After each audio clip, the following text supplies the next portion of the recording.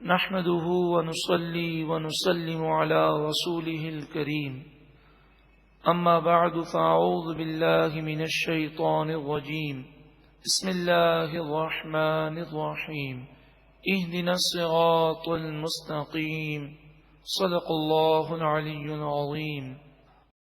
ارشاد فرمایا یا ایھا الذین آمنوا، اے ایمان والوں، لا تکونوا، تم نہ ہونا، کالذین کفروا، کافروں کی طرح. اے ایمان والوں، تم کافروں کی طرح نہ ہونا. وقالوا لاخوانہم، جب کافروں نے اپنے بھائیوں کے بارے میں کہا، اذا ضربوا فی الارض، جب ان کے بھائی زمین میں سفر کرنے لگے، او کانوا غزاً، یا مسلمان ہو کر انہوں نے جہاد کیا، تو وہ کافر ان کے متعلق کہنے لگے، لو کانوا عندنا، اگر یہ ہمارے پاس ہوتے، ما ماتوا، تو مارے نہ جاتے، وما قتلوا، اور قتل نہ کیے جاتے. غزوہ احد میں جو مسلمان شہید ہوئے، ان کے وہ بعض رشتہ دار کہ جو مسلمان نہیں تھے، کافر تھے، تو جب انہیں یہ پتہ چلا کہ غزوہ احد میں یہ مسلمان شہید ہو گئے ہیں، تو ان کے کافر رشتہ داروں نے یہ کہا کہ اگر وہ ہمارے پاس ہوتے اور اسلام میں نہ جاتے اور غزوہ احد میں شریک نہ ہوتے تو مارے نہ جاتے اور قتل نہ کیے جاتے. ارشاد فرمایا، لِيَجْعَلَ اللَّهُ ذَلِكَ حَسْرَةً فِي قُلُوبِهِمْ، یہ اس لیے کہ اللہ تعالی نے ان کے دلوں میں حسرت پیدا فرما دی. جو ہونا تھا وہ تو ہو گیا، مگر جب بندے کو صبر نہ ملے اور اس کا افسوس حسرت میں تبدیل ہو جائے تو وہ حقیقت میں آزمائش اس کے لیے مصیبت ہوتی ہے. اور اسی طرح کافروں کی یہ ہمیشہ عادت ہے کہ جب بھی کوئی ان میں سے مر جاتا ہے تو وہ حسرت کرتے ہیں، افسوس کرتے ہیں، اور یہ خیال کرتے ہیں کہ اگر یہ وہاں نہ جاتا تو نہ مارا جاتا. حالانکہ ہر ایک کی موت تصور آخرت دیتی ہے، ہر ایک کی موت یہ تصور دیتی ہے کہ اس کا وقت پورا ہو گیا، یہ دنیا سے چلا گیا. ہمیں چاہیے کہ ہم ایمان پر ثابت قدم رہیں، اللہ اور اس کے رسول کی فرمانبرداری کریں اور موت کی تیاری کریں. واللہ یحیی و یمیت، اور اللہ تعالی زندگی عطا فرماتا ہے اور وہی موت دیتا ہے. تو تم گھر پہ بیٹھے ہو، موت لکھی ہوگی تو وہ آئے گی. واللہ بما تعملون بصیر، اور اللہ تمہارے کاموں کو دیکھ رہا ہے.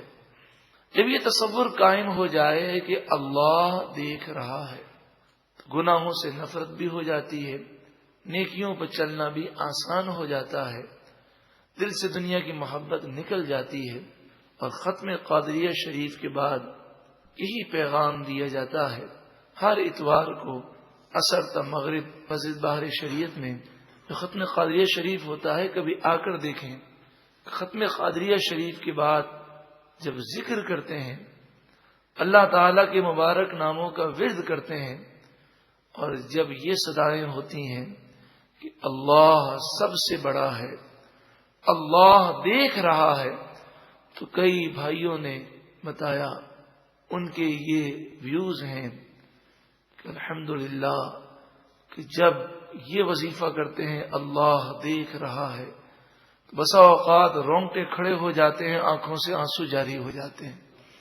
واللہ بما تعملون بصیر، اور جو تم کام کرتے ہو ان کاموں کو اللہ دیکھ رہا ہے.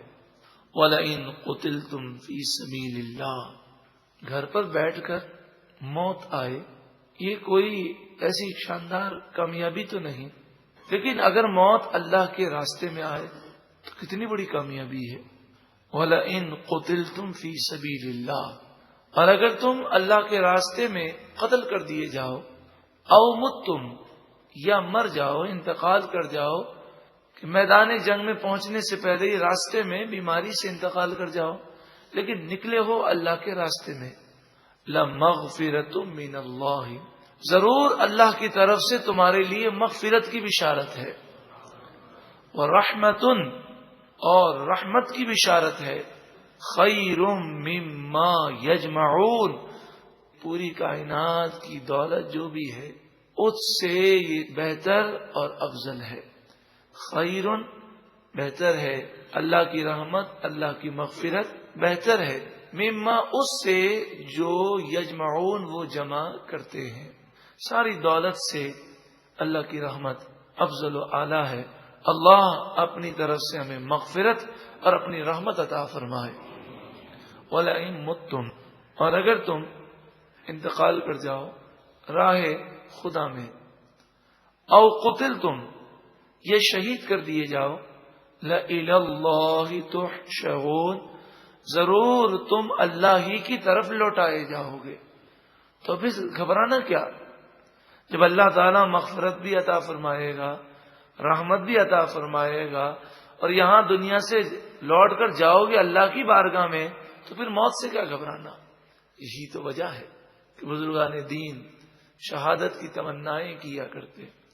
حضرت عمر رضی اللہ تعالیٰ عنہ ہر نماز کے بعد دعا کرتے، ہمیں بھی یہ دعا کرنی چاہیے، اور ہم اس طرح دعا کرتے ہیں، اللہم ارزقنا شہادتاً فی سبیلک، اے پروردگار اپنی راہ میں ہمیں شہادت کی موت عطا فرما، وَاجْعَلْ مَوْتَنَا فِي بَلَدِ حَبِيبِكَ صلی اللہ علیہ وسلم، اے پروردگار تیرے حبیب کریم صلی اللہ علیہ وسلم کی شہر مبارک میں مرنا نصیب فرما۔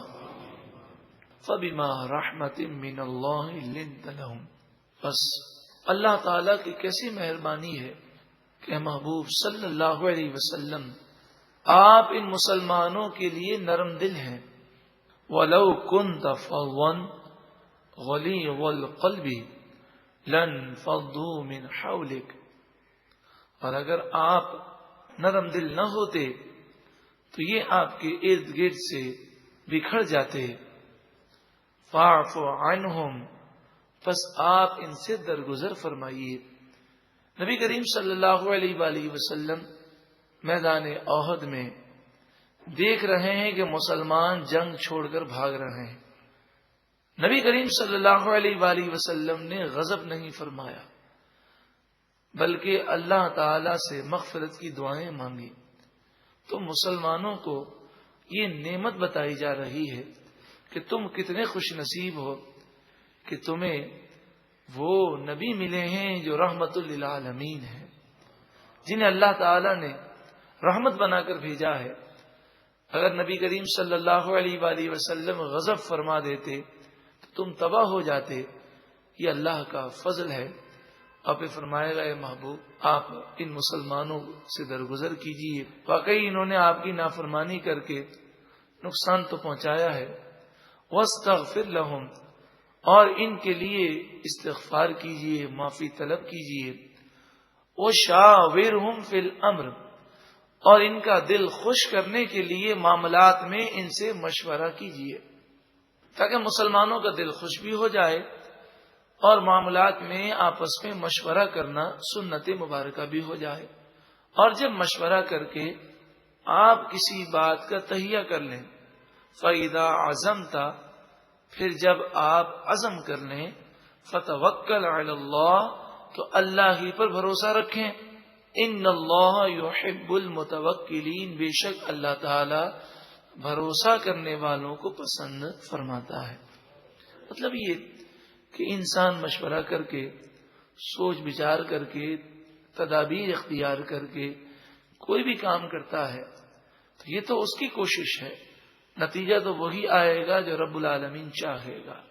تو بندہ اپنی صلاحیتوں پر غرور و فخر نہ کرے، بلکہ ہر وقت اللہ کی ذات پر بھروسہ اور اعتماد رکھے۔ إِن يَنصُرْكُمُ اللَّهُ فَلَا غَالِبَ لَكُمْ، اگر اللہ تعالیٰ تمہاری مدد فرمائے گا تو کوئی تم پر غالب نہ ہو سکے گا، تمہیں ہی فتح ہو اور غلبہ ملے گا۔ وَإِن يَخْذُلْكُمْ، اور اگر اللہ تعالیٰ تمہیں بے یار و مددگار چھوڑ دے گا، تمہیں ذلیل و رسوا کر دے گا، اللہ کی بارگاہ سے تم دور کر دیے جاؤ گے، فَمَنْ ذَا الَّذِي يَنْصُرُكُم مِّن بَعْدِهِ، تو بتاؤ اللہ کے بعد تمہاری کون مدد کرے گا؟ تو پھر اللہ کی بارگاہ میں جھکے رہو، تقوی اور پرہیزگاری اور صبر کے دامن کو مضبوط تھامو۔ جب اللہ مدد فرمائے گا تو کوئی تمہارا کچھ بگاڑ نہ سکے گا۔ وَعَلَى اللَّهِ فَلْيَتَوَكَّلِ الْمُؤْمِنُونَ، اور اللہ ہی پر مومنوں کو بھروسہ کرنا چاہیے۔ وَمَا كَانَ لِلنَّبِيٍّ أَن يَغُلَّ، نبی کے بارے میں یہ بدگمانی ہو ہی نہیں سکتی کہ کوئی نبی اللہ کے کسی حکم کو چھپائے۔ وَمَن يَغْلُلْ، ایک قاعدہ بیان کیا جا رہا ہے کہ جو امانت میں خیانت کرے اور جو باتوں کو، گواہیوں کو، ثبوت کو چھپائے، اس کا انجام کیا ہوگا؟ وَمَن يَغْلُلْ، اور جو کوئی خیانت کرے اور چیزوں کو چھپائے، یأتی بما غل یوم القیامہ، جس چیز کو اس نے چھپایا ہے قیامت کے دن اسے لے کر آئے گا۔ ثم پھر توفی کل نفس ما کسبت، ہر جان کو پورا پورا بدلہ دیا جائے گا جو اس نے کمایا۔ اچھائی کا بدلہ اچھا ہے اور برائی کا بدلہ سخت عذاب ہے۔ وَهُمْ لَا يُظْلَمُونَ، اور ان پر ظلم نہ کیا جائے گا۔ أَفَمَنِ اتَّبَعَ رِضْوَانَ اللَّهِ، کیا جو اللہ کی رضامندی پر چلے، جس کی زندگی اللہ کی رضا کو حاصل کرنے میں صرف ہو جائے، وہ، اور کمم باء بسخط من اللہ، دوسرا وہ شخص کہ جس نے گناہ کر کر کے وہ اللہ کی ناراضگی کا مستحق ہو گیا، کیا یہ دونوں برابر ہو سکتے ہیں؟ وَمَأْوَاهُ جَهَنَّمُ، جس سے اللہ ناراض ہو گیا اس کا ٹھکانہ جہنم ہے۔ وَبِئْسَ الْمَصِيرُ، وہ بہت ہی بری جگہ ہے پلٹنے کی۔ ہم درجات عند اللہ، وہ نیک لوگ اللہ کے نزدیک کئی درجے بلند ہوں گے، نعمتوں میں ہوں گے، جنتوں میں ہوں گے۔ واللہ بصیر بما یعملون، اور اللہ ان کے کاموں کو خوب دیکھ رہا ہے، اللہ دیکھ رہا ہے۔ لقد من اللہ علی المؤمنین، بے شک اللہ تعالی نے مومنوں پر احسان فرمایا۔ اللہ تعالی نے کروڑوں اربوں خربوں سے زائد نعمتیں عطا فرمائی، لیکن جس نعمت پر اللہ تعالی احسان کا ذکر فرماتا ہے یقیناً وہ نعمت عظمیٰ ہے۔ لقد من اللہ علی المؤمنین، بے شک اللہ نے مومنوں پر احسان فرمایا۔ اذ بعث فیہم رسولا من انفسہم، یہ احسان اس وقت فرمایا جب انہی میں سے رسول صلی اللہ علیہ وسلم کو بھیجا۔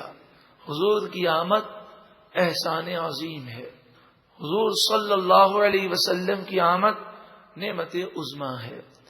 جب انہی میں سے ایک رسول بھیج دیا تو جب 12 ربیع الاول آئے تو اس کی رات کو اللہ کا شکر ادا کریں، دن میں روزہ رکھیں، نیکیاں کریں، خیرات کریں، اللہ تعالیٰ کا شکر ادا کریں کہ اللہ تعالیٰ نے محبوب کریم صلی اللہ علیہ وآلہ وسلم کا امتی ہونے کا شرف عطا فرمایا۔ یتلو علیہم آیاتہ، وہ رسول ان لوگوں پر اللہ کی آیتیں پڑھتے ہیں، ویزکیہم، اور انہیں پاک و ستھرا کرتے ہیں۔ رسول اللہ صلی اللہ علیہ وآلہ وسلم لوگوں کو پاک کرتے ہیں۔ تو آج بھی اگر کسی کو نور قرآن ملے گا، دل پاک ہوگا، منور ہوگا، تو حضور کے فیض سے ہوگا، اور حضور کی محبت کے بغیر، حضور کی تعظیم و توقیر کے بغیر نہ تو قرآن سے فیض ملے گا اور نہ ہی دل منور ہوگا۔ تو قرآن سے فیض حاصل کرنے کے لیے صاحب قرآن صلی اللہ علیہ وآلہ وسلم کی تعظیم و توقیر اور آپ کی محبت انتہائی ضروری ہے۔ وَيُزَكِّيهِمْ، وہ رسول انہیں پاک و ستھرا کرتے ہیں۔ وَيُعَلِّمُهُمُ الْكِتَابَ وَالْحِكْمَةَ، اور انہیں کتاب اور حکمت سکھائیں گے۔ اے لوگوں، تم اللہ کی اس نعمت کو یاد کرو۔ وَإِن كَانُوا مِن قَبْلُ لَفِي ضَلَالٍ مُبِينٍ، اور حضور کی آمد سے پہلے تم کھلی گمراہی میں مبتلا تھے، تمہیں قرآن ملا حضور کے صدقے میں، تمہیں رحمان عز و جل کی معرفت ملی حضور کے صدقے میں، اس سے پہلے تم کھلی گمراہی میں تھے۔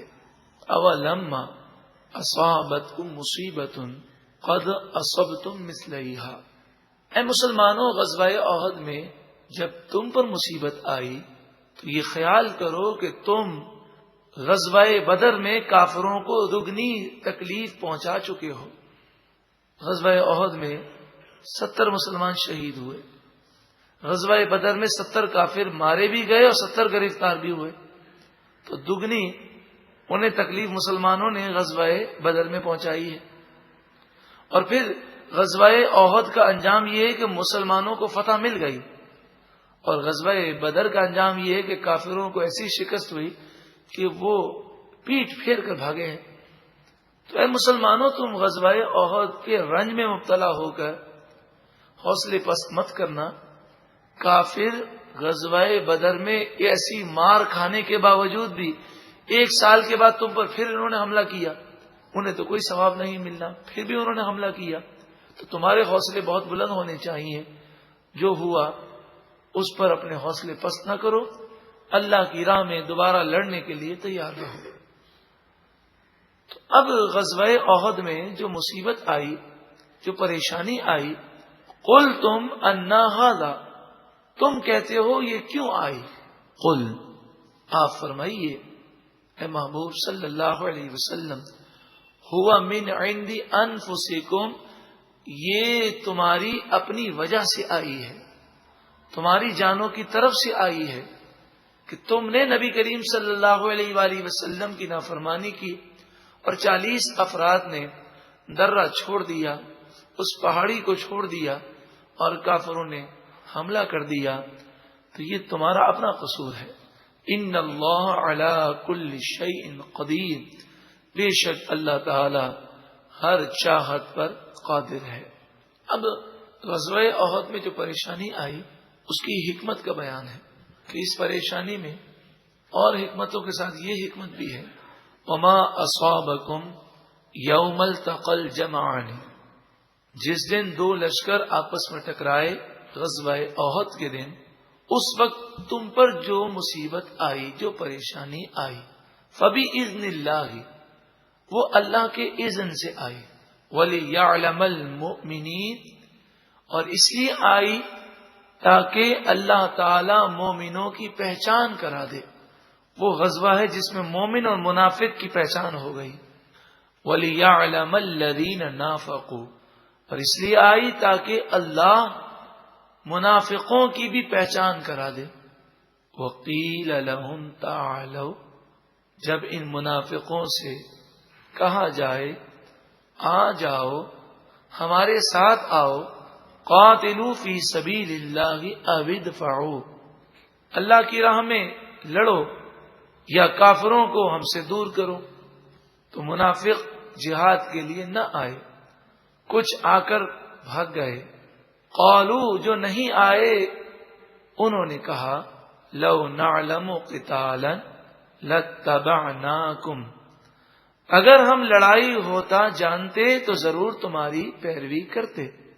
تم میں اور کافروں میں کوئی مقابلہ ہی نہیں ہے، جا کر مرنا ہے یا گرفتار ہو جانا ہے، تو ہمیں کوئی مقابلہ لگتا نہیں ہے، لڑائی ہوتی بھی محسوس ہوتی نہیں ہے، تو ہم تو اسے خودکشی سمجھتے ہیں، ہمیں اس میں نہیں آنا۔ ان منافقوں نے اس طرح کہا، اور ان کا یہ کہنا تھا کہ غزوہ بدر میں جو ہمیں کامیابی ملی وہ اس لیے ملی کہ کافروں کو تیاری کا موقع نہ ملا، اتفاقی جنگ ہوئی، اور غزوہ احد میں تو کافروں نے 1 سال تیاری کی ہے، ہم للکفر یومئذ اقرب منہم للایمان، اس دن ایمان کے مقابلے میں ان کا کفر ظاہر ہو گیا. یقولون بافواہہم ما لیس فی قلوبہم، وہ اپنے منہ سے وہ بات کہتے ہیں جو دل میں نہیں ہے. دل میں تو نفاق ہے اور منہ سے کہتے ہیں مسلمان ہیں. واللہ اعلم بما یکتمون، اور اللہ خوب جانتا ہے جو وہ چھپاتے ہیں. الذین قالوا لاخوانہم، وہ لوگ جنہوں نے اپنے بھائیوں سے کہا. وقعدوا، اور خود بیٹھے رہے. یہ منافقین ہیں جو جہاد میں نہ گئے بلکہ مسلمانوں کو روکنے کی کوشش کی. تو ان کے بعض رشتہ دار مسلمان جنگ میں گئے اور شہید ہو گئے. تو ان کے متعلق انہوں نے کہا لو اطاعونا، اگر وہ ہماری بات مانتے، ما قتلوا، تو قتل نہ کیے جاتے، مارے نہ جاتے. ہماری بات مانتے، ہم نے تو منع کیا تھا کہ مقابلہ تو ہے ہی نہیں، کہاں ہماری طاقت کہاں کافروں کی طاقت، یہ تو خودکشی ہے. تو ہم نے تو منع کیا، مگر یہ نہ مانے، اگر بات مان لیتے تو مارے نہ جاتے. قرآن مجید فرقان حمید نے ارشاد فرمایا قل، اے محبوب آپ فرمائیے، فَادْرَؤُوا عَنْ أَنفُسِكُمُ الْمَوْتَ، اے منافقوں تم اپنے آپ کو موت سے بچاؤ، اپنی جان سے موت کو دور کر کے بتاؤ. ان کنتم صادقین، اگر تم سچے ہو. جب جس وقت تمہاری موت لکھی ہے وہ آ کر رہے گی، چاہے میدان جنگ میں ہو چاہے گھر پہ ہو، تو تم اپنے آپ کو موت سے نہیں بچا سکو گے. مفسرین فرماتے ہیں یہ کہنے والے منافقین کی تعداد 70 تھی. حدیث پاک میں فرمایا گیا کہ جب انہوں نے یہ بات کہی اور یہ آیت نازل ہوئی، نبی کریم صلی اللہ علیہ وآلہ وسلم نے یہ آیت انہیں سنا دی، اور اسی دن یہ 70 منافقین بغیر کسی ظاہری سبب کے مر گئے. اب دیکھیے مفسرین بڑی پیاری بات ارشاد فرماتے ہیں 70 وہ مسلمان تھے جو غزوہ احد میں انتقال یعنی شہید ہو گئے تھے، اور 70 منافقین اس طرح مرے تھے. دونوں کی روح تو نکلی تھی، مگر فرق یہ ہے کہ وہ شہادت کی عظیم رتبے پر فائز ہوئے اور یہ ذلیل اور رسوا ہو کر مردار موت مرے، نفاق کی موت مرے. تو یہی تمنا ہے کہ اللہ تعالی ایمان و عافیت کے ساتھ مسلمانوں کو، ہم سب کو شاندار اور رشک بھری موت عطا فرمائے، شہادت کی موت عطا فرمائے. تو موت سے کیا ڈرنا؟ یہ فرمایا گیا کہ ان سے یہ کہا گیا کہ تم اپنی موت کو دور کرو، اور حدیث میں فرمایا گیا کہ وہ اپنی موت کو دور نہ کر سکے، 70 مارے گئے. اب یہ تو ہلاک و برباد ہو گئے، لیکن جو 70 مسلمان شہید ہو گئے ان کا مقام قرآن نے آگے بیان کیا. وَلَا تَحْسَبَنَّ الَّذِينَ قُتِلُوا فِي سَبِيلِ اللَّهِ أَمْوَاتًا، جو اللہ کے راستے میں مارے جائیں تم انہیں مردہ گمان بھی مت کرنا. دوسرے بارے میں فرمایا مردہ کہنا مت. تو کوئی یہ سمجھ سکتا تھا شاید کہنا منع ہے لیکن ہم گمان تو کر سکتے ہیں تو مردہ. فرمایا انہیں کہنا بھی نہیں اور انہیں مردہ سمجھنا بھی نہیں. بل احیاء، وہ بلکہ وہ زندہ ہے. جب قرآن شہیدوں کو زندہ قرار دے پھر بھی کوئی مردہ کہے یا مردہ سمجھے تو بتائیے وہ قرآن پر عمل پیرا ہے؟ ہرگز نہیں ہے. اور جب شہید زندہ ہے تو شہید سے اعلی مقام ہے صدیقین کا، اور اس سے اعلی مقام ہے انبیاء کا، انبیاء سے اعلی مقام ہے رسولوں کا، رسولوں میں اعلی مقام ہے سید الرسل سید عالم صلی اللہ علیہ وسلم کا. اب بتائیے کوئی کتنا بڑا نادان ہوگا کہ جو نبی کریم صلی اللہ علیہ وآلہ وسلم کے متعلق ایسی نازیبا باتیں کہے. شہید بھی زندہ ہے، اور شہید سے جو اعلی مقام پر فائز ہیں وہ بھی زندہ ہیں. ان آیات کی تفاسیر میں علماء اس پر متفق ہیں. بل احیاء، بلکہ وہ زندہ ہیں، انہیں نہ مردہ کہنا ہے نہ مردہ سمجھنا ہے. عند ربہم یرزقون، اپنے رب کے پاس وہ روزی پاتے ہیں، انہیں روزی دی جاتی ہے.